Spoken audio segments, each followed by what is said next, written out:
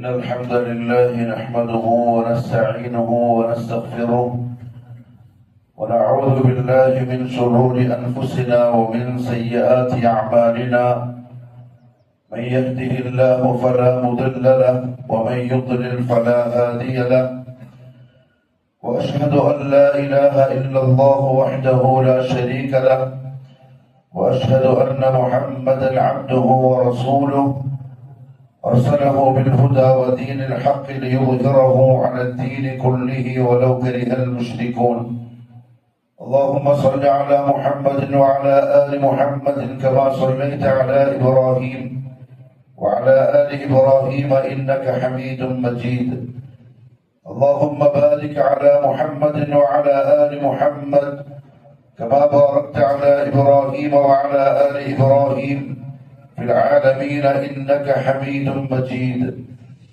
أما بعد فإن خير الكلام كلام الله وخير الهدي هدي محمد صلى الله عليه وسلم وشر الأمور محدثاتها وكل محدثة بدعة وكل بدعة ضلالة وكل ضلالة في النار أيها الناس أوصيكم عباد الله وإياي أولا بتقوى الله أعوذ بالله من الشيطان الرجيم يا أيها الذين آمنوا اتقوا الله حق تقاته ولا تموتن إلا وأنتم مسلمون يا أيها الناس اتقوا ربكم الذي خلقكم من نفس واحدة وخلق منها زوجها وبث منهما رجالا كثيرا ونساء واتقوا الله الذي تساءلون به والأرحام إن الله كان عليكم رقيبا يا أيها الذين آمنوا اتقوا الله وقولوا قولا سديدا يصلح لكم أعمالكم ويغفر لكم ذنوبكم ومن يطع الله ورسوله فقد فاز فوزا عظيما അള്ളാഹുവിന്റെ സത്യവിശ്വാസികളായ അടിമകൾ ഉടമസ്ഥനായ അള്ളാഹുവിന്റെ വിധിവിലക്കുകൾ സൂക്ഷിച്ചുകൊണ്ട് ജീവിക്കുവാനും അതിൽ കൂടി ദുനിയാവിനും നാളെ ആഖിറത്തിലും വിജയം കരസ്ഥമാക്കുവാനും ആദ്യമായി എന്നോടും തുടർന്ന് നിങ്ങൾ ഓരോരുത്തരോടും ഉപദേശിക്കുന്നു, വസിയ്യത്ത് ചെയ്യും. അല്ലാഹു സുബ്ഹാനഹു വ തആല അവന്റെ ഔദാര്യം കൊണ്ട് നമ്മളോട് കാണിച്ച കൃപ കൊണ്ട് ഒരു പരിശുദ്ധമായ റമദാനും കൂടെ നമുക്ക് ജീവിതത്തിൽ ലഭിച്ചു. ഒരു റമദാൻ ഒന്നുകൂടി കിട്ടിയെന്നതിനെ കൊണ്ട് വലിയ കാര്യമൊന്നുമില്ല. പക്ഷെ റമദാനിനെ എങ്ങനെയാണോ ഉപയോഗപ്പെടുത്തേണ്ടത് അത് നോക്കിയിട്ടായിരിക്കും കാര്യമുണ്ടോ ഇല്ലേ എന്ന് തീരുമാനിക്കപ്പെടുക. കാരണം ദുനിയാവില് കാഫിരീങ്ങൾ ജീവിക്കുന്നുണ്ട്, മുനാഫിക്കീങ്ങളുണ്ട്, ഫാസിക്കീങ്ങളുണ്ട്. അവരൊക്കെയും റമദാനിൽ തന്നെയാ ജീവിക്കുന്നത്. പിന്നെ അവരെ അപേക്ഷിച്ച് നമുക്കെന്താണ് പ്രത്യേകത? നമുക്ക് പരിശുദ്ധ റമദാൻ എന്ന് പറഞ്ഞാൽ ചില പ്രധാനപ്പെട്ട കാര്യങ്ങൾ ഉണ്ടാക്കിയെടുക്കാനുള്ള ഒരവസരമാണ്. മരിക്കുന്നതിന് മുമ്പ് ആ ഒരു അവസരം കൂടി അല്ലാഹു തന്നിരിക്കുകയാണ്. അതിന് നമ്മൾ സന്തോഷവാന്മാരാണ്. അത് നമ്മുടെ കഴിവിന്റെ പരമാവധി ഉപയോഗപ്പെടുത്താൻ നിയ്യത്ത് ചെയ്ത് തീരുമാനിച്ച് ആഗ്രഹിച്ചിരിക്കുന്നവരാണ്. അല്ലാഹു തൗഫീഖ് നസീബാക്കി തരട്ടെ. പക്ഷെ എന്റെ പ്രിയപ്പെട്ടവരെ, വളരെ പ്രധാനപ്പെട്ട ഒരു കാര്യം പരിശുദ്ധ റമദാൻ മാസത്തിലെ ആദ്യത്തെ വെള്ളിയാഴ്ച എന്ന നിലക്ക് നിങ്ങളെ ഓർമ്മയിൽപ്പെടുത്താറുണ്ട്. അതായത് ദീനുൽ ഇസ്ലാമിനെ റസൂലുള്ളാഹി സ്വല്ലല്ലാഹു അലൈഹി വസല്ലം 5 തൂണിന്റെ മേൽ നിർമ്മിക്കപ്പെട്ട ഒരു ബിൽഡിംഗ് ആയിട്ടാണ് പരിചയപ്പെടുത്തിയത്. ബുനിയൽ ഇസ്ലാമു അലാ ഖംസ്. ഇസ്ലാം നിർമ്മിക്കപ്പെട്ടത് 5 തൂണുകളുടെ മേലാണ്.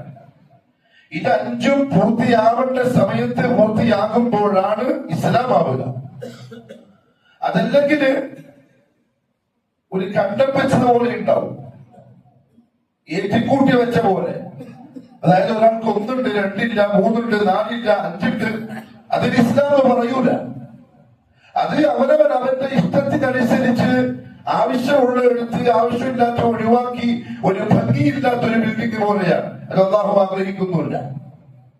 മറിച്ച് അല്ലാഹു പറഞ്ഞത് യാ അയ്യുഹല്ലദീന ആമനൂ ഉദ്ഖുലൂ ഫിസ്സിൽമി കാഫ, ഈമാനുള്ളവരെ നിങ്ങൾ ഇസ്ലാമിൽ പൂർണ്ണമായും പ്രവേശിക്കണം. എന്താ ഈ പൂർണ്ണത? മുഹമ്മദ് മുസ്തഫ സല്ലല്ലാഹു അലൈഹി വസല്ലം ഏത് തർത്തീബിലാണോ ഇസ്ലാം നിങ്ങളെ പഠിപ്പിച്ചത് ആ തർത്തീബിൽ ഇമാം ശാഫിഈ റഹിമഹുല്ലാഹു തആലയെ പോലുള്ള പണ്ഡിതന്മാര് പറഞ്ഞു, ഇസ്ലാം കാര്യങ്ങൾ ഹദീസിൽ ഏത് തർത്തീബിലാണോ പറയപ്പെട്ടത് ആ തർത്തീബ് അനുസരിച്ച് പാലിക്കുന്നവരാണ് മുസ്ലിം. ഇഷ്ടമുള്ള എളുപ്പമുള്ള എന്തെങ്കിലും ഇടയിൽ ചെയ്യുക, എന്നിട്ട് ബുദ്ധിമുട്ടുള്ളതിനെ ഒഴിവാക്കുക, അത് ശരിയാവില്ല എന്നർത്ഥം. അതായത് ബുനിയൽ ഇസ്ലാമു അലാ ഖംസിൻ, ഇസ്ലാമിന്റെ തൂണുകൾ 5 എണ്ണമാണ്. ഒന്ന് ഷഹാദത്തു അല്ലാ ഇലാഹ ഇല്ലല്ലാഹ് വ അന്ന മുഹമ്മദൻ റസൂലുള്ളാഹ്. ഇത് ഒന്നാമത്തെ തൂണാണ്. ആ തൂണ് പൂർത്തിയായിട്ട് വേണം രണ്ടാമത്തേക്ക് പോവാൻ. അതെങ്ങനെയാ തൂണ് പൂർത്തിയാക്കുക? അതെന്താണെന്നറിയണം, അത് അന്വേഷിക്കണം, അത് പഠിക്കണം. അത് അന്വേഷിക്കലും പഠിക്കലും മനസ്സിലാക്കലുമാണ് ദുനിയാവിലുള്ള വിശ്വാസിയുടെ പ്രധാനപ്പെട്ട ജോലി. ലക്ഷ്യമതാണ്. പക്ഷെ നമുക്ക് തെറ്റിപ്പോയി. നമ്മൾ ചെറുപ്പത്തിന് പണ്ടുപണ്ടേ അതിങ്ങനെ കേട്ടു, ഉസ്താദ്മാര് പറഞ്ഞിരുന്നു, നമ്മളെ കാണാണ്ട് പഠിച്ചു വെച്ചു. ഇപ്പോഴും ഓർക്കുന്ന വിളിച്ച് ചോദിക്കണം, ഇസ്ലാം കാര്യത്തിൽ ഒന്നാമത്തെ എന്താ? ഷഹാദത്തു അല്ലാ ഇലാഹ ഇല്ലല്ലാഹു വ അന്ന മുഹമ്മദൻ റസൂലുള്ളാഹ് ആയില്ല. നമ്മളതെന്തോ ഒരു മുസ്ലിമായി ജീവിക്കണമെങ്കിൽ ഇന്ന അടയാളമൊക്കെ വേണമല്ലോ, അതിനെപ്പെട്ടൊരു അടയാളമാണെന്ന് പഠിച്ചു വെക്കല് അല്ല, അത് പൂർത്തിയാക്കലാണ്, അത് അമൽ ചെയ്യലാണ്. എന്താണ് ഈ ഷഹാദത്ത് കൊണ്ട് അമൽ ചെയ്യാന്ന് പറഞ്ഞാൽ? 2 കാര്യം ഉൾക്കൊണ്ട് അള്ളാഹുവിന്റെ മുന്നിൽ ജീവിച്ച് തെളിയിക്കലാണ്. അവനാണ് രണ്ടാമത്തെ നിർബന്ധാവുക. ഒന്നാമത്തെ ഷഹാദത്ത് എന്താണെന്ന് അറിയാതെ 5 നേരം കൃത്യമായി ഇമാമിന്റെ തൊട്ട് പിറകിൽ വന്ന് അവ്വലു തക്ബീറോടെ നിസ്കരിച്ചാലും ഓന്റെ നിസ്കാരമേ അല്ല. കാരണം തർത്തീബ് തെറ്റിച്ചു. അല്ലെങ്കിൽ റസൂലുള്ളാഹി സ്വല്ലല്ലാഹു അലൈഹി വസല്ലം തർത്തീബില്ലാന്നൊക്കെ പറഞ്ഞതാ പോലെ. തർത്തീബിൽ ഒന്ന് ഷഹാദത്താണ്, അഥവാ അള്ളാഹുവിന് അടിമ എന്ന നിലക്ക് കൊടുത്തിരിക്കുന്ന കരാറ് പൂർത്തിയാക്കിയിരിക്കണം. ആ ഉടമ്പടിയിൽ ഒരു പോറൽ പോലും ഏൽക്കാതെ വളരെ സുരക്ഷിതമായി കൊണ്ടുപോകണം. എന്താണ് ആ കരാറ്? ആ കരാറിന്റെ പ്രഖ്യാപനത്തിൽ നമ്മൾ ഉപയോഗിക്കുന്ന വാക്കാണ് അഷ്ഹദു. നമ്മളെന്താ പണ്ടതിന്റെ അർത്ഥം പറഞ്ഞ് പഠിച്ചത്? മനസ്സിൽ ഉറപ്പിച്ച് നാവ് കൊണ്ട് വ്യക്തമാക്കി പറയുന്നു അല്ല. ഇബ്നു ഉസൈമീൻ റഹിമഹുല്ലാഹു തആല പറഞ്ഞു, അവിടെ അഖൂലു എന്ന് പറഞ്ഞാൽ ഖബൂലാക്കൂല. അഖൂലു പറഞ്ഞാൽ ഞാൻ പറയുന്നു, അല്ലെങ്കിൽ ഉഖിറു ഞാൻ ഉറപ്പിക്കുന്നു, ഇല്ല ഖബൂലാവൂല. അതുമല്ലെങ്കിൽ അതകല്ലമു ഞാൻ ആ വാക്ക് സംസാരത്തിലൂടെ ഉപയോഗിക്കുന്നു, ഇല്ല ശരിയാവൂല. ഒരാൾക്ക് ഇസ്ലാമിലെ മെമ്പർഷിപ്പ് കിട്ടാൻ അഷ്ഹദു എന്ന് തന്നെ പറയണം. എന്തുകൊണ്ടാണെന്നറിയോ? ആ അഷ്ഹദു എന്ന വാക്കിൽ, ഷഹാദത്ത് എന്ന വാക്കിൽ 3 കാര്യങ്ങൾ ഉൾക്കൊള്ളിക്കപ്പെട്ടിട്ടുണ്ട്. ഒന്ന് അത്തസ്ദീഖു ബിൽ ഖൽബ്, ഈ പറയാൻ പോകുന്ന വിഷയം ഹൃദയം കൊണ്ട് സത്യമാക്കിയിട്ട് വേണം പറയാൻ. സത്യാക്കണമെങ്കിൽ അറിയണം. ഹൃദയം കൊണ്ട് തസ്ദീഖ് ചെയ്യണമെങ്കിൽ ഞാൻ എന്തായി പറയാൻ പോകുന്നത് എന്നതിനെ പറ്റി ബോധവാനാവണം. അറിയാത്തൊരു കാര്യം എങ്ങനെയാ തസ്ദീഖ് ചെയ്യുക? പരിചയമില്ലാത്തൊരു കാര്യം എങ്ങനെയാ മനസ്സുകൊണ്ട് ഉറപ്പിച്ച് സമ്മതിക്കുക? സംശയായിരിക്കൂല അറിയാത്ത വിഷയത്തില്. തസ്ദീഖു ബിൽ ഖൽബ്.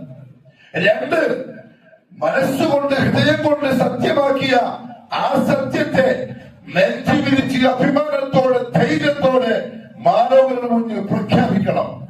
ഭീരത്തെ കാണിച്ചൂടാ. ആ സത്യം കൈപ്പുള്ളതായിരിക്കും. പലപ്പോഴും അത് പുറത്തു പറഞ്ഞാൽ, അത് നമ്മൾ പ്രഖ്യാപിച്ചു കഴിഞ്ഞാൽ പല നഷ്ടങ്ങളും വരാറുണ്ട്. കുടുംബക്കാർ പോകും, ചിലപ്പം ബന്ധുക്കൾ പോകും, ചിലപ്പം സാമ്പത്തിക നഷ്ടം വരും, ഇല്ലെങ്കിൽ സമൂഹത്തിന് ആക്ഷേപിക്കപ്പെടും, അതല്ലെങ്കിൽ നാട്ടിൽ നിന്ന് ഒഴിവാക്കപ്പെടും, ഒറ്റപ്പെടുത്തപ്പെടും. ഇങ്ങനെ പലതും വന്നേക്കാം. എന്നാലും ധൈര്യത്തോടെ പ്രഖ്യാപിച്ചിരിക്കണം. അൽ-ഇഖ്റാറു ബിൽ ലിസാൻ. 3 അൽ-അമലു ബിൽ ജവാരിഹ്. സത്യമാക്കിയ ഈ പ്രഖ്യാപിച്ച കാര്യം ജീവിതത്തിൽ പ്രാവർത്തികമാക്കണം. അഷ്ഹദു എന്ന് പറഞ്ഞാൽ ഇത് മൂന്നും ഞാൻ ചെയ്തോളാം എന്ന് അള്ളാഹുവിന് കൊടുക്കുന്ന കരാറാണ്. ഒരു മുസ്ലിം അയാൾ ഇസ്ലാമിന്റെ ഒന്നാമത്തെ സ്റ്റെപ്പ് പൂർത്തിയാക്കിയാണ്, ഒന്നാമത്തെ തൂണ് കെട്ടിയാണ്. എന്താണ് ആ വിഷയം? എന്തിനാണ് ഈ കരാർ കൊടുക്കുന്നത്? അല്ലാ ഇലാഹ ഇല്ലല്ലാഹ്, ഒന്ന് അല്ലാഹ്, നീ അല്ലാത്തൊരു ഇലാഹും എനിക്കില്ല. എന്റെ ദുആ, എന്റെ പ്രാർത്ഥന, എന്റെ സഹായത്തേട്ടം, എന്റെ അവലംബം, എന്റെ തവക്കുല്, ഞാൻ എന്തെങ്കിലും ഉപകാരം തേടുന്നുണ്ടെങ്കിൽ അത് ഉപദ്രവങ്ങളിൽ നിന്ന് കാവൽ തേടുന്നത് അത് നിന്നോട് മാത്രമാണ്. നീ അല്ലാത്തൊരു വസ്തുവിലേക്ക് ഞാനില്ല, ഒരു വ്യക്തിയിലേക്ക് ഞാനില്ല, ഒരു ശക്തിയിലേക്ക് ഞാനില്ല. അതൊന്നും സത്യവുമല്ല. ഞാൻ അതിനെ ഇതാ നിഷേധിച്ച് തള്ളിക്കളയുന്നു. ഷഹാദത്തു അല്ലാ ഇലാഹ ഇല്ലല്ലാഹ്. ഇനി ഇതിന്റെ എതിര് പ്രവർത്തിച്ചാലോ? ഒരിക്കൽ അല്ലാഹു അല്ലാത്ത അവനെയൊക്കെ വിളിച്ച് പ്രാർത്ഥിക്കുന്നോരാ, അല്ലെങ്കിൽ ജാറത്ത് പോകുന്നോരാ, അല്ലെങ്കിൽ ഉറുക്കോ എലസോ കെട്ടിട്ടതുള്ള കാലത്തോളം എനിക്ക് രോഗം വരൂല, ആക്സിഡന്റ് ഉണ്ടാവൂല, മറ്റു പ്രയാസങ്ങളൊന്നും ഉണ്ടാവൂല എന്ന് വിശ്വസിക്കുന്നവരാണെങ്കിൽ ഒരേ ഇസ്ലാമിന്റെ ഒന്നാമത്തെ തൂണ് പൂർത്തിയായില്ല, രണ്ടാമത്തേക്ക് പോയിട്ട് കാര്യമില്ല. അതെങ്ങനെ 1ാം ക്ലാസ് പാസ്സാവാണ്ട് 2ാം ക്ലാസ് പോകണ്ട, 10ാം ക്ലാസ് പഠിക്കാണ്ട് പ്ലസ് 1ലേക്ക് അഡ്മിഷൻ കൊടുക്കില്ല സ്കൂളിൽ നിന്ന്. ഇപ്പൊ ദുനിയാവിന്റെ കാര്യം എങ്ങനെയാണെങ്കിൽ എന്റെ അള്ളാന്റെ നിയമത്തിനെ നമ്മൾ മനസ്സിലാക്കാത്തത് എന്ന് പറഞ്ഞാൽ നമുക്ക് ഇസ്ലാമിനെ പറ്റി ഒരു ഗൗരവമില്ല. നമ്മൾ ഇങ്ങനെ ആയിട്ട് നടക്കുക. പേരബ്ദുള്ള അല്ലെങ്കിൽ ആമിന, ജനിച്ചത് മുസ്ലിം തറവാട്ടിലാണ്. ഗവൺമെന്റിന്റെ ലിസ്റ്റിൽ OBC ഇസ്ലാം മാപ്പിളാന്ന് എഴുതിയിട്ടുണ്ട്. ആൾക്കാരൊക്കെ മുസ്ലിമായിട്ടാ പണ്ടേ നമ്മളെ മനസ്സിലാക്കുന്നത്. അതുകൊണ്ടൊന്നും അള്ളാന്റെ അടുത്ത് മുസ്ലിമാകൂല. അള്ളാഹു മുസ്ലിമായി പരിഗണിക്കാൻ ഇസ്ലാം കാര്യത്തിൽ നബി സല്ലല്ലാഹു അലൈഹി വസല്ലം ആദ്യം പറഞ്ഞെന്ന ഒന്നാമത്തെ സ്റ്റെപ്പ് വളരെ കൃത്യമായിരിക്കണം. അല്ലാ ഇലാഹ ഇല്ലല്ലാഹ്. ജീവിതത്തിൽ ഒരിക്കലും അള്ളാഹു അല്ലാത്തൊരുത്തരം വിളിക്കാനേ പാടില്ല, ആശ്രയിക്കാനേ പാടില്ല. മനസ്സിന്റെ ഏതെങ്കിലും ഒരു മൂലയില് ഇന്ന ആളുണ്ട് അതുകൊണ്ട് പ്രശ്നമൊന്നും ഉണ്ടാവില്ല എന്ന് തോന്നിച്ചേ വരാൻ പാടില്ല. വന്നിട്ടുണ്ടെങ്കിൽ മുസ്ലിമേ അല്ല. പരമമായ സത്യമാണ്. നിങ്ങൾ എന്തെങ്കിലും അഡ്ജസ്റ്റ് ആക്കിയില്ല, അല്ല ഒന്നെ കൂട്ടിക്കോ എവിടെയും കൂട്ടിക്കോ എന്ന് പറയുന്ന ഒരു കാര്യമൊന്നുമില്ല. കാരണം എന്താ അറിയോ? പാപങ്ങൾ വളരെ ആവേശത്തിലും ആഗ്രഹത്തിലും നോമ്പെടുത്തിരിക്കുകയാണ്, വളരെ ആവേശത്തിൽ നോമ്പ് തുറപ്പിച്ചുകൊണ്ടിരിക്കുകയാണ്. നടുവേനയുണ്ട്, കാലുവേനയുണ്ട്, എന്നാലും തറാവീഹ് നിസ്കരിച്ചുകൊണ്ടിരിക്കുകയാണ്. പാതിരാക്ക് ഉറക്കൊഴിക്കുകയാണ്, ആയിരക്കണക്കിന് രൂപ സദഖ ചെയ്യാൻ. ഇതൊന്നും ഉപകാരമില്ലാത്ത വെറുതെ ചെയ്യുന്ന അമലായി മാറും ഇത് ശരിയായിട്ടില്ലെങ്കിൽ. കാരണം തർത്തീബനുസരിച്ച് ചെയ്യേണ്ടതാണ് ദീനുൽ ഇസ്ലാം. ഷഹാദത്തു അല്ലാ ഇലാഹ ഇല്ലല്ലാഹ് അഥവാ പക്ക തൗഹീദിന്റെ വക്താവായിരിക്കണം. എന്താ തൗഹീദിന്റെ വക്താവാകാന്ന് പറഞ്ഞാൽ അതിനെതിരെന്താ? ശിർക്ക് ചെയ്യുന്നവനാവൻ. എന്താ ശിർക്ക് എന്ന് പറഞ്ഞാൽ ഇതിനു മുമ്പ് നമ്മൾ പറഞ്ഞിട്ടുണ്ട്, തസ്വിയത്തു ഗൈരില്ലാഹി ബില്ലാഹ്. തസ്വിയത്തു ഗൈരില്ലാഹി ബില്ലാഹി ഫീമാ ഹുവ മിൻ ഖസായിസില്ലാഹ്. നമ്മുടെ അടിമയെ സംബന്ധിച്ചിടത്തോളം നമ്മുടെ വിശ്വാസപ്രകാരം അല്ലാഹുവിന് മാത്രം പ്രത്യേകമായിട്ടുള്ള കാര്യങ്ങളിൽ അവന്റെ അടിമകളെ അവനോട് പങ്കുചേർക്കൽ, സമമാക്കൽ, ഇതാണ് ശിർക്ക്.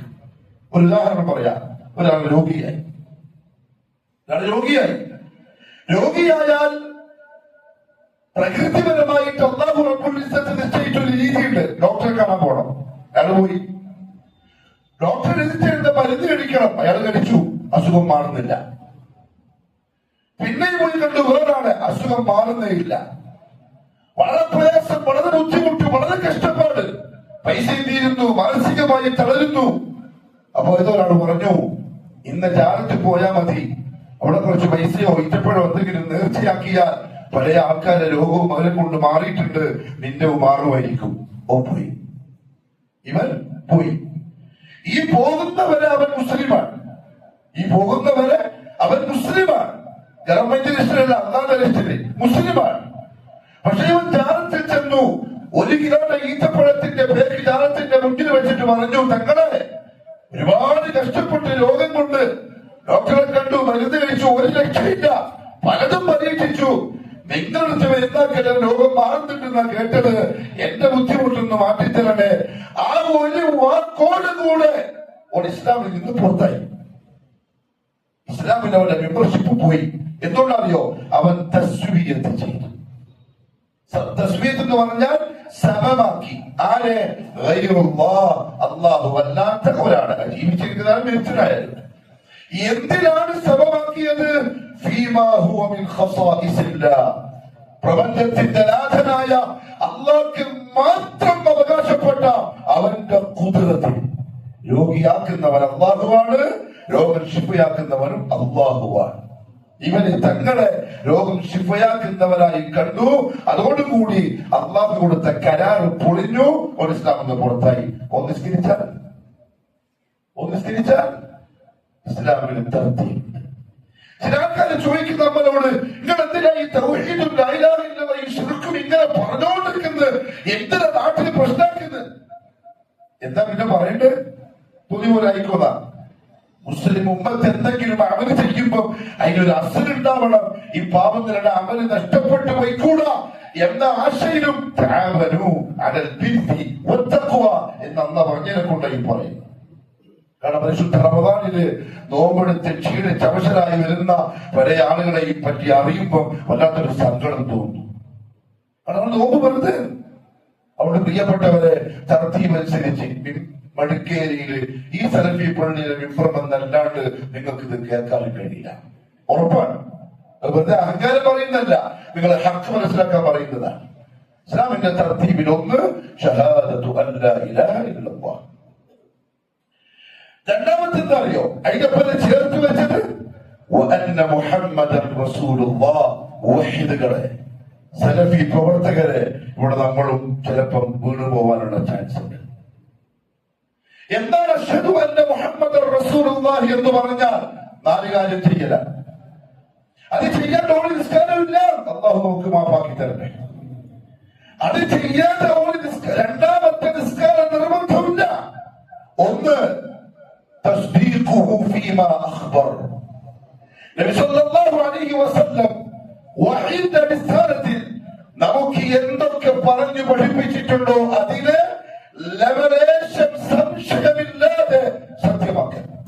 ചിലപ്പോ നമുക്ക് ചിന്തിച്ചാൽ പിടുത്തം കിട്ടൂല, ചിലപ്പോ റിസർച്ച് ചെയ്ത് കണ്ടുപിടിക്കാനൊന്നും പറ്റൂല. ചിലപ്പോ നമ്മുടെ പഞ്ചേന്ദ്രിയങ്ങൾ കൊണ്ട് നമുക്കിത് അറിയാനേ സാധിക്കൂല. അതിനെ കൊണ്ട് ഇത് ശരിയാവൂല. ഈ പോയി എന്ന് പറഞ്ഞാൽ നീ ഇസ്ലാമിൽ നിന്ന് പുറത്തായി.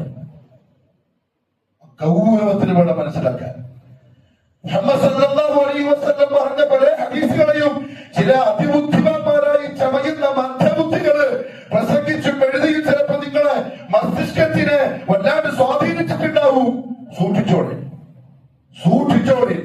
തസ്ദീഖുഹു ഫീമാ അഖ്ബർ. അബൂബക്കർ സിദ്ദീഖ് റളിയല്ലാഹു തആല അൻഹു അന്ന് 6-ാം നൂറ്റാണ്ടില് മിഅ്റാജിന് പോയിട്ട് വന്നു എന്ന് പറഞ്ഞ സംഭവം എങ്ങനെയാ വിശ്വസിക്കുക? നമുക്കിത് പറ്റും. നമുക്കിന്ന് വിമാനമുണ്ട്, സൂപ്പർസോണിക് ജെറ്റുകളുണ്ട്, അതിന്റെ അപ്പുറത്തുള്ള സംഗതിയൊക്കെ വന്നു കഴിഞ്ഞു. നമുക്കിന്ന് മനസ്സിലാവും എങ്ങനെയാ പോയി വന്നത്. 6-ാം നൂറ്റാണ്ടിൽ സയൻസ് എന്താന്ന് പോലും അറിയില്ല.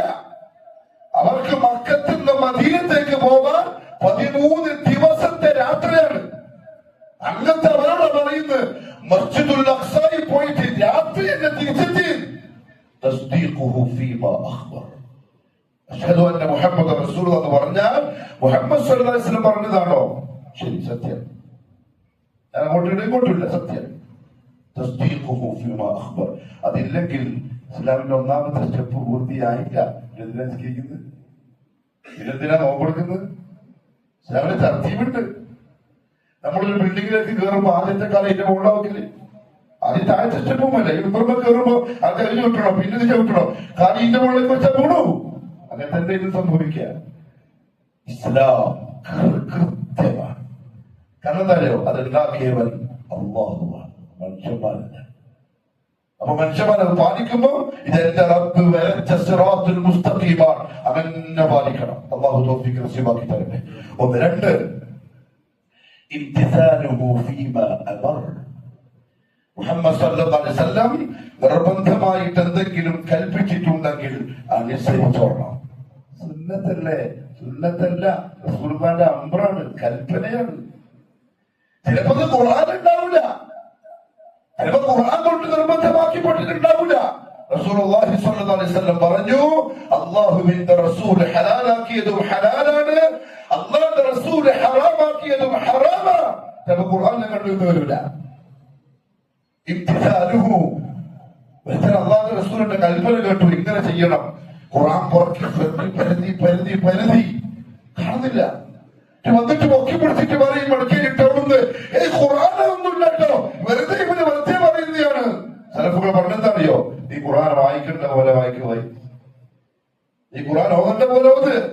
വമാ ആതാകുമുർ റസൂലു ഫഖുദു വമാ നഹാകും അൻഹു ഫൻതഹു. ഖുർആനിലല്ലേ, നിങ്ങൾക്ക് വേണ്ടി ഞാൻ തന്ന പ്രവാചകൻ എന്ത് കൽപ്പിച്ചോ പിടിച്ചോളണം, എന്ത് ഒഴിവാക്കാൻ വേണ്ടി പറഞ്ഞോ ഒഴിവാക്കിക്കോളണം.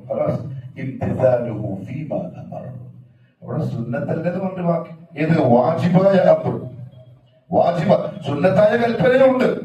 ഇതുപോലെ തറാവീഹ് പോലെ സുന്നത്താണ്, വളരെ മതി, നിർബന്ധമൊന്നുമില്ല. എന്നാൽ നിർബന്ധമായും പാലിക്കേണ്ടുന്ന ചില അമറുകളുണ്ട്, അത് പാലിച്ചേ പറ്റൂ. താടി വെക്കല് പോലെ, പറയാൻ തോന്നുന്ന ഉദാഹരണം അതാണ്, താടി വെക്കല് പോലെ. എന്ത് ധൈര്യത്തിലാ മുസ്ലിങ്ങളെ താടി പഠിക്കുന്നത്, എന്ത് ധൈര്യത്തിലാ നിങ്ങൾ പഠിക്കുന്നത്? 2 രൂപയ്ക്ക് സൂപ്പർ മാർക്കറ്റിന്റെ ബ്ലേഡ് കിട്ടുമല്ലോ, പിന്നെ പണിയൊന്നുമില്ല, 5 മിനിറ്റ് കൊണ്ട് സംഭവം തീർന്നല്ലോ, അങ്ങനെ വിചാരിച്ചിട്ടാ.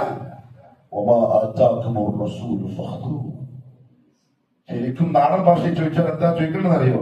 എന്ത് മുസ്ലിമാണ് ഭായി, എന്തിനാ മുഹമ്മദ് സല്ലല്ലാഹു അലൈഹി വസല്ലം, എന്തിനാണ് ദീൻ, എന്തിനാണ് ഇസ്ലാം കാര്യങ്ങൾ, എന്തിനാണ് ഖുർആൻ, എന്തിനാണ് ഹദീസ്, എന്തിനാണ്? നമുക്ക് നമ്മുടെ ക്ഷേമത്തനുസരിച്ച് ജീവിക്കാനാ? ഇല്ല, പറ്റൂല. സൃഷ്ടിച്ചടപ്പ് പറയാണ്, സാധ്യമല്ല. നിങ്ങളെ ഇഷ്ടത്തെ പരിഗണിക്കുന്ന പ്രശ്നമേ ഇല്ല. ദുനിയാവ് എന്റേതാ, ഞാനാ നിങ്ങളെ അയച്ചത്, നിയമം ഞാൻ ഉണ്ടാക്കിയതാ, ഞാൻ എന്റെ റസൂലിനെ നിയോഗിച്ചത്, അനുസരിച്ചേ പറ്റൂ. ഇല്ലേ, മെമ്പർഷിപ്പ് കട്ടാക്കിട്ട് പുറത്തു നിന്നുള്ള ബാക്കി എന്റെ അടുത്ത് വരുമ്പോ ഞാൻ കാണിച്ചു തരാം. അല്ലാഹു കാത്തിരക്ഷിക്കട്ടെ. വല്ലാഹു യഹ്കുമു ബൈനഹും യൗമൽ ഖിയാമ ഫീമാ കാനൂ ഫീഹി യഖ്തലിഫൂൻ. ഖിയാമത്ത് നാളാവട്ടെ, അപ്പൊ ഞാൻ നിങ്ങൾക്ക് പറഞ്ഞുതരാം. നിങ്ങൾ അഭിപ്രായ വ്യത്യാസത്തിൽ നിന്നിട്ടില്ലേ, അതിന്റെ വിധി എന്താന്ന് ഞാൻ പറഞ്ഞുതരാം. അല്ലാഹു പറയും. എന്ത് ധൈര്യം നമുക്ക്. ഇന്നോ നാളെയോ മരിക്കും, അഥവാ മരിക്കുന്ന അല്ലാഹുവിന്റെ റസൂലിന്റെ സുന്നത്തിനെയും കൽപ്പനയും കൊന്നിട്ടാണെങ്കിൽ എങ്ങോട്ടാ പോവാൻ പോകുന്നത്? ഏതൊരു പ്രവാചകന്റെ ശഫാഅത്തിലൂടെ മാത്രമാണോ ആഖിറത്തിൽ ഒരാൾ രക്ഷപ്പെടാൻ പോകുന്നത്? അല്ലേ? ഞാനാണതിന്റെ അർഹനെന്ന് പറഞ്ഞ് മുഹമ്മദ് സല്ലല്ലാഹു അലൈഹി വസല്ലം ശഫാഅത്തിന് വീഴുമ്പോഴല്ലേ ഹിസാബിന് വേണ്ടി അല്ലാഹു വരിക. അല്ലാഹുവിന്റെ ആ ദർബാറിലേക്ക് യാത്രയാവും. ഇന്നോ നാളെയോ, പിന്നെ ആരെ കണ്ടിട്ടാ, എന്ത് ധൈര്യത്തിലാ, ഏത് പിടിവള്ളി മുന്നിൽ കണ്ടിട്ടാണ് നമ്മൾ ഒഴിവാക്കുന്നത്? ദീൻ നിസ്സാരായിട്ട് കാണണ്ട. ദീൻ ഇന്നത്തേക്കും നാളത്തേക്കും അല്ല, ദീൻ ദുനിയാവിൽ കഴിഞ്ഞിട്ടുള്ള ജീവിതത്തിലേക്ക് വേണ്ടിയിട്ട്. ഇംതിസാലുഹു ഫീമാ അമർ. 3 വജിതിനാബു മാ നഹാ അൻഹു വസജർ. മുഹമ്മദ് സല്ലല്ലാഹു അലൈഹി വസല്ലം താക്കീത് ചെയ്ത, നിങ്ങളെ ഭയപ്പെടുത്തിയ, നിരോധിച്ച കാര്യങ്ങളെ ഇജ്തിനാബ് ചെയ്യണം, ഒരു ഭാഗത്തേക്ക് മാറ്റി വെക്കണം. എന്റെ പ്രിയപ്പെട്ടവരെ, ഉമ്മത്തി എന്ന് പറഞ്ഞ നബി സല്ലല്ലാഹു അലൈഹി വസല്ലം പറഞ്ഞാൽ ഇന്നത് ചെയ്യരുത്. ഞാൻ പറയാ ഞാൻ ചെയ്യും. പിന്നെ നമ്മൾ എന്ത് ഉമ്മത്തിയാണ്? പിന്നെ വഅശ്ഹദു അന്ന മുഹമ്മദർ റസൂലുള്ളാഹ്. 5 നേരം ബാങ്ക് കേൾക്കുമ്പോൾ അതിന്റെ കൂടെ നമ്മളെ ചേർത്ത് പറയുന്ന എന്താ അർത്ഥത്തിലാണ്? റദീതു ബില്ലാഹി റബ്ബ വബിൽ ദീന വബിമുഹമ്മദിൻ നബിയ. അപ്പറന്നത് കളവല്ലേ, വെറും നിഫാഖിന്റെ അവതാരല്ലേ? അല്ലാഹു എനിക്കും നിങ്ങൾക്കും മാപ്പാക്കി തരട്ടെ. പറയുന്നുണ്ടെങ്കിൽ റസൂൽ നിരോധിച്ചു, ഞാനില്ല. 4 وألا يعبد الله إلا بما شرع. ഇബാദത്തായി ദീനിൽപ്പെട്ട ഒരു കാര്യമായി ഒരു കാര്യം ചെയ്യുന്നുണ്ടെങ്കിൽ മുഹമ്മദ് സല്ലല്ലാഹു അലൈഹി വസല്ലമയുടെ കയ്യൊപ്പുണ്ടായിരിക്കും. അല്ലാഹു റസൂൽ പഠിപ്പിച്ചിട്ടുണ്ടാവണം, റസൂൽ സമ്മതിച്ചതാവണം. അതിന് റസൂലുള്ളാഹി ജീവിച്ചിരിക്കുന്ന സമയം സഹാബത്ത് ചെയ്യുന്നത് കണ്ടിട്ട് മൂലാനുവാദം കൊടുത്തതായിരിക്കണം.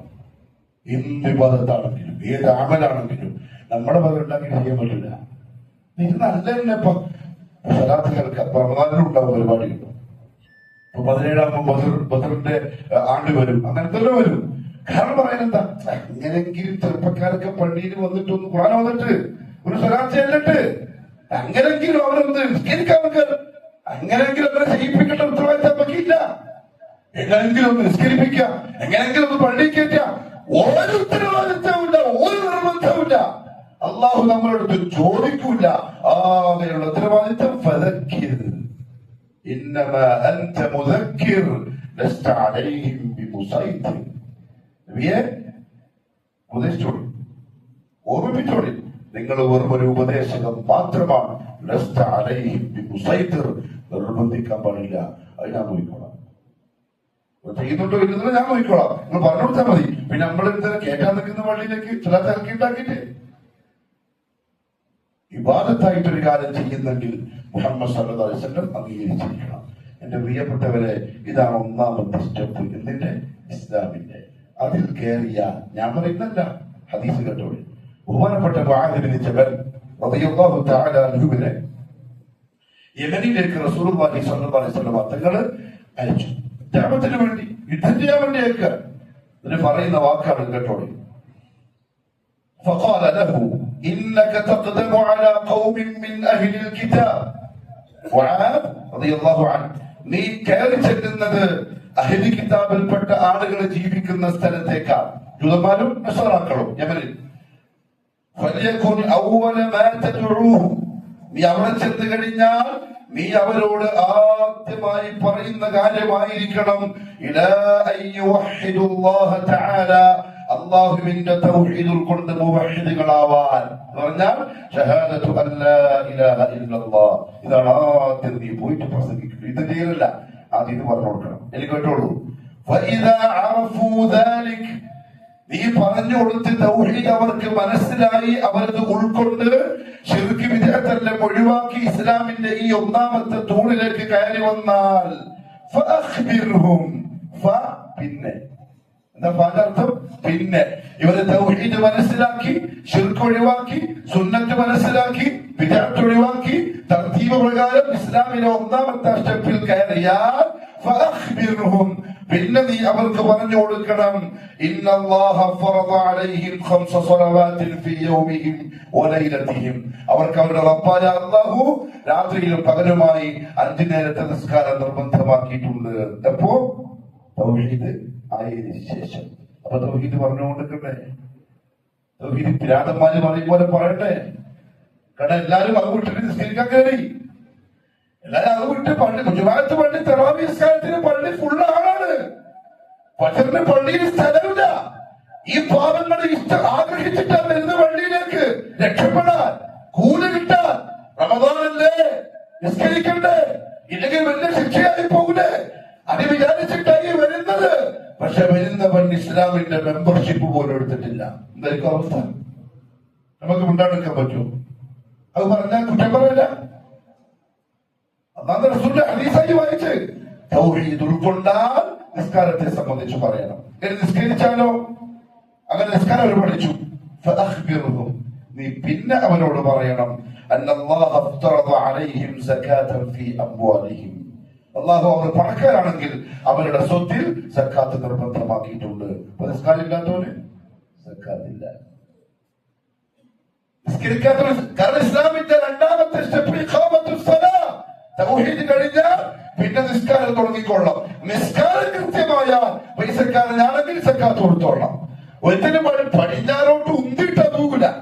അങ്ങനത്തെ ഒരു മനുഷ്യൻ നിസ്കരിക്കാറില്ല, അറിയാം, നിർബന്ധം അറിയാം, നെവർ മെയ്ഡ്. ഖുർആൻ പറഞ്ഞ പോലെ എല്ലാം അറിയാം, കേട്ടു, പഠിച്ചു, മനസ്സിലാക്കി. ബാക്കി കേൾക്കുന്നില്ല, പോകാൻ തോന്നിയില്ല. കുറെ ആൾക്കാർ വന്ന് വിളിച്ചു, വേണം അന്ന് വിളിക്കുന്ന പള്ളിയിലേക്ക് വാ, ഹയ്യ അലൽ സ്വലാഹ്, ഹയ്യ അലൽ ഫലാഹ്. മനസ്സിൽ തോന്നിയിട്ടേ ഇല്ല, അത്ര കടിച്ചു പോയവൻ വന്നിട്ടേ ഇല്ല. റസൂലുള്ളാഹി സ്വല്ലല്ലാഹു അലൈഹി വസല്ലം തങ്ങൾ പറഞ്ഞു, ഒരു സക്കാത്ത് കൊടുത്തിട്ട് കാര്യമില്ല. കാരണം എന്താ അറിയോ? وهو كافر من ترك الصلاة متعمدا فقد كفر. ഒരു നിസ്കാരം ആരെങ്കിലും അറിഞ്ഞുകൊണ്ട് ഒഴിവാക്കിയ കാഫറായി പോയി.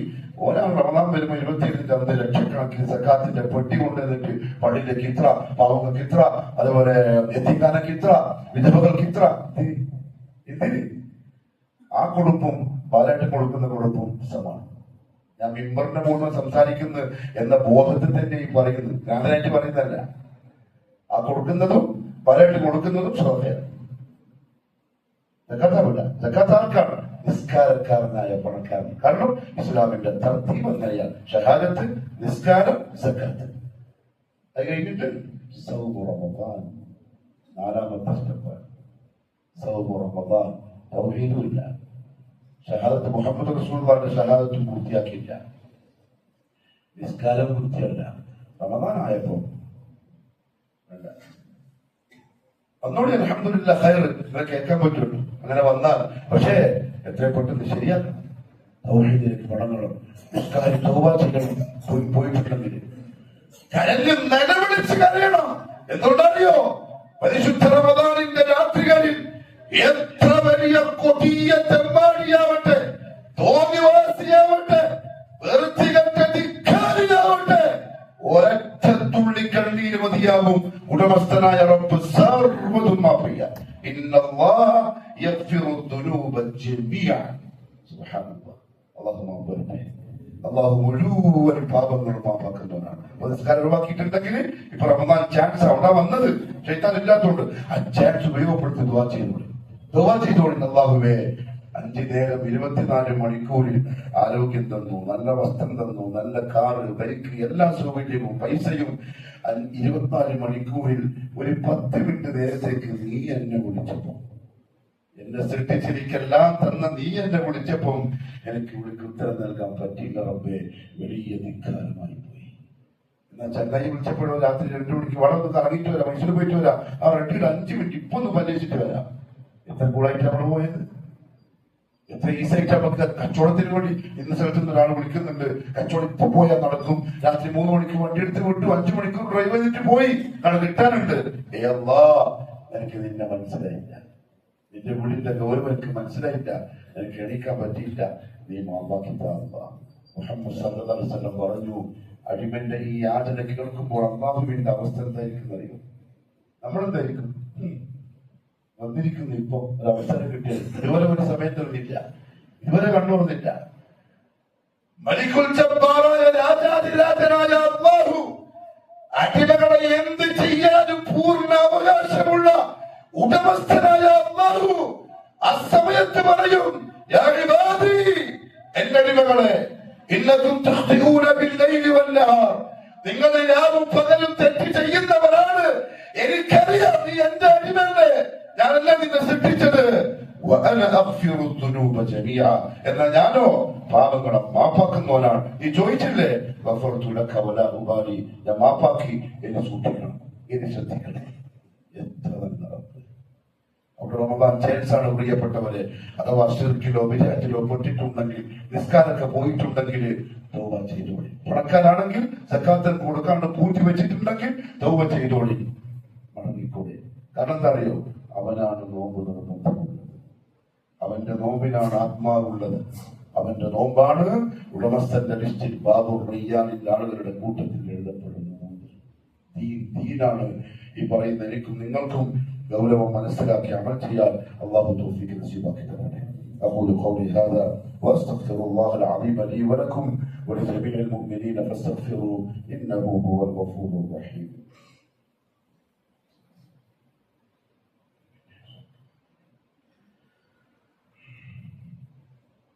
الحمد لله رب العالمين، والصلاة والسلام على نبينا محمد وآله وصحبه أجمعين. أما بعد فيا أيها الناس أوصيكم وإياي ثانيا بتقوى الله.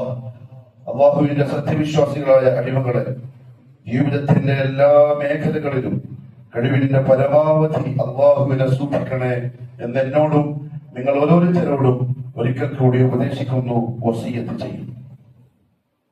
പരിശുദ്ധ റമദാനിന്റെ നോമ്പിലൂടെ 2 പ്രധാനപ്പെട്ട കാര്യങ്ങളാണ് നേടിയെടുക്കാനുള്ളത്. അതിൽ ഒന്ന് തഖ്വയാണ്. അതിപ്പോ പറഞ്ഞ സമയം നമുക്ക് തികയൂല. തറാവീഹിന് ശേഷമുള്ള ക്ലാസ് ബിഇദ്നില്ല അത് നമ്മൾ സൂചിപ്പിക്കും. വളരെ പ്രധാനപ്പെട്ട ചില കാര്യങ്ങൾ. 2 മഗ്ഫിറത്ത്, പാപമോചനം.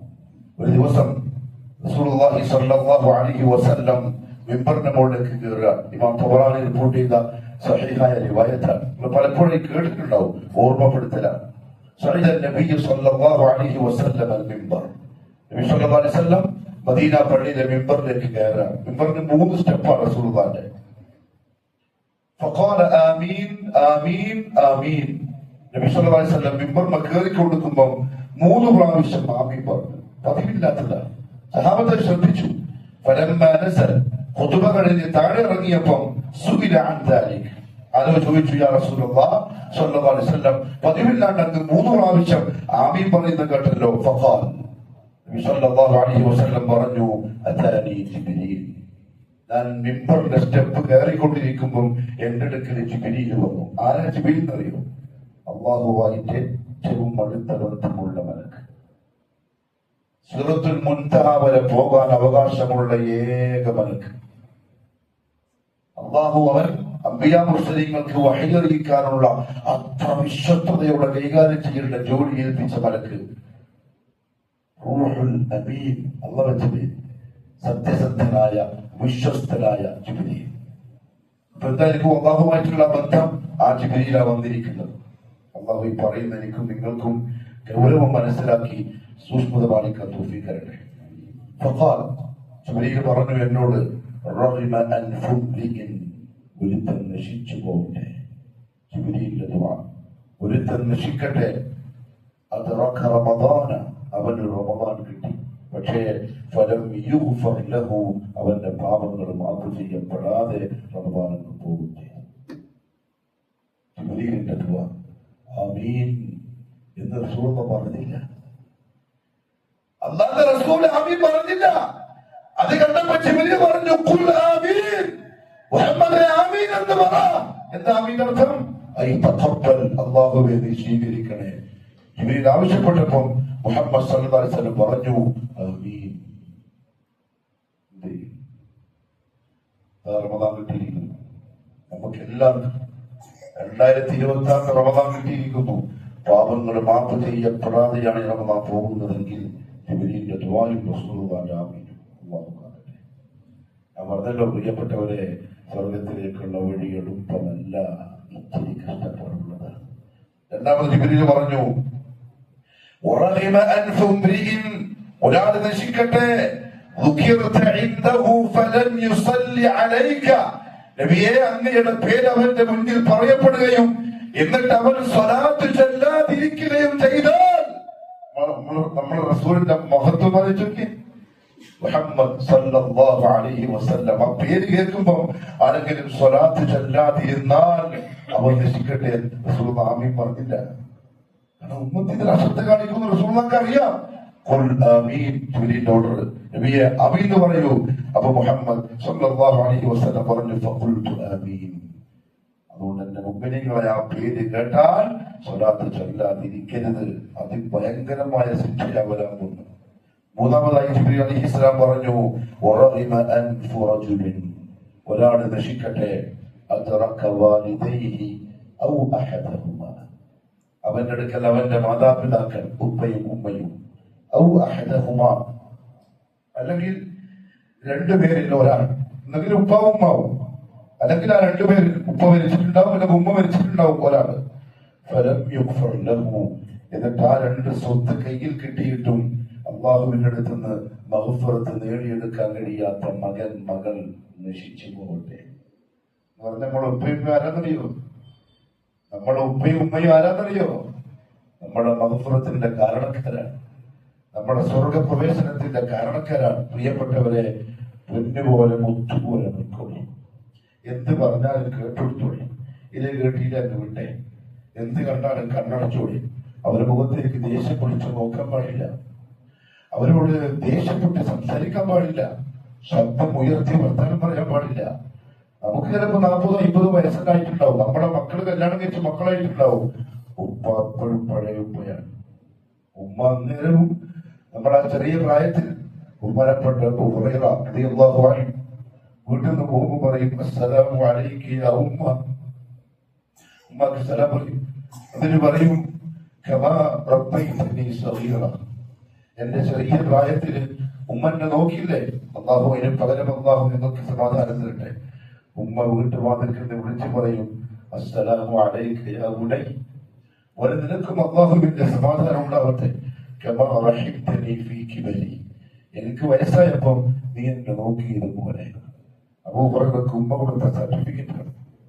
ഈ രണ്ടുപേരെ കൈമ കിട്ടി, അല്ലെങ്കിൽ ഒരാളെ കൈമ കിട്ടി, എന്നിട്ടും പാപങ്ങൾ മാപ്പ് ചെയ്യപ്പെട്ടിട്ടില്ലെങ്കിൽ പ്രിയപ്പെട്ടവരെ നശിക്കട്ടെ എന്ന് ജിബ്രീലിന്റെ ദുആ അലൈഹിസ്സലാം. മുഹമ്മദ് മുസ്തഫ സല്ലല്ലാഹു അലൈഹി വസല്ലം ആമീൻ പറയാൻ മടി. ഖാല ഖുൽ ആമീൻ. ജിബ്രീലിന്റെ കൽപ്പന വന്നു ആമീൻ പറയും. ഫഖുൽതു ആമീൻ. തീർച്ച അർശിൽ സ്വീകരിക്കപ്പെട്ട മൂന്ന് ദുആകളാണ്. ശ്രദ്ധിച്ചോളി പ്രിയപ്പെട്ടവരെ, പറയുന്ന ഞാനല്ലേ, കേൾക്കുന്ന നിങ്ങളെ. നമ്മളിന്ന് പോകും, തിരക്കെല്ലാം കഴിയും, ഓട്ടോചാട്ടലിനെ തീരും, കഫം പുടവയിൽ ഒരു തിരക്കൂല്ലാണ്ട് ഒറ്റയ്ക്ക് ഇങ്ങനെ കിടക്കും. ആ സമയത്തായിരിക്കും ഈ സൂക്ഷിച്ചതിന്റെ, ക്ഷമിച്ചതിന്റെ, മുറുക്കി പിടിച്ചതിന്റെ ഉപകാരം നമുക്ക് മനസ്സിലാവുക. അള്ളാഹു നല്ല തോഫിക്ക് നസീബാക്കി തരട്ടെ. വളരെ പ്രധാനപ്പെട്ട ഒരു കാര്യം നിങ്ങളുടെ ശ്രദ്ധയിൽപ്പെടുത്താനുണ്ട്. പ്രധാന ഒന്നാമത്തെ വെള്ളിയാഴ്ചയാണ്. എല്ലാവരും ആവേശത്തിലുണ്ടാവും. മലപ്പുറത്ത് മിനിയൂട്ടി എന്ന് പറയുന്ന സ്ഥലത്ത് പെൺകുട്ടികൾക്ക് വേണ്ടിയിട്ടുള്ള ഒരു സ്ഥാപനം പ്രവർത്തിക്കുന്നുണ്ട്. ഇവിടുത്തെ കുറെ കുട്ടികൾ അവിടെ പഠിക്കുന്നുണ്ട്. അത് വളരെ മനോഹരമായ, അതിവിപുലമായ, കുട്ടികൾക്ക് നമുക്ക് ധൈര്യപൂർവ്വം സുരക്ഷിതത്വത്തോടെ ഏൽപ്പിച്ച അമാനത്തോടെ വരാവുന്ന ഒരു സ്ഥാപനം. അതിന്റെ നടത്തിപ്പുകാരെയും അവിടെ സ്വന്തമാക്കിയ പാരന്റ്സിന്റെ അഭിപ്രായങ്ങളൊക്കെ അറിയുന്നുണ്ട് പറയാൻ. അവരൊരു വലിയ സഹായ അഭ്യർത്ഥന നമ്മുടെ മുന്നിൽ വെച്ചിട്ടുണ്ട്. അതായത് അവിടെ ഒരു ദിവസത്തെ ചെലവ് 1,40,000 രൂപയാണ്. അപ്പൊ ആ സൗകര്യം നമുക്ക് ഊഹിക്കാൻ തന്നെ ഉള്ളൂ. ഫീസൊന്നുമില്ല. പക്ഷെ ഒരു ദിവസത്തേക്ക് 1,40,000 രൂപ ആവശ്യമുണ്ട്. എന്തായിരിക്കും ആ സെറ്റപ്പ്? അള്ളാഹു അനുഗ്രഹിക്കട്ടെ, അള്ളാഹു അവരെ സഹായിക്കട്ടെ.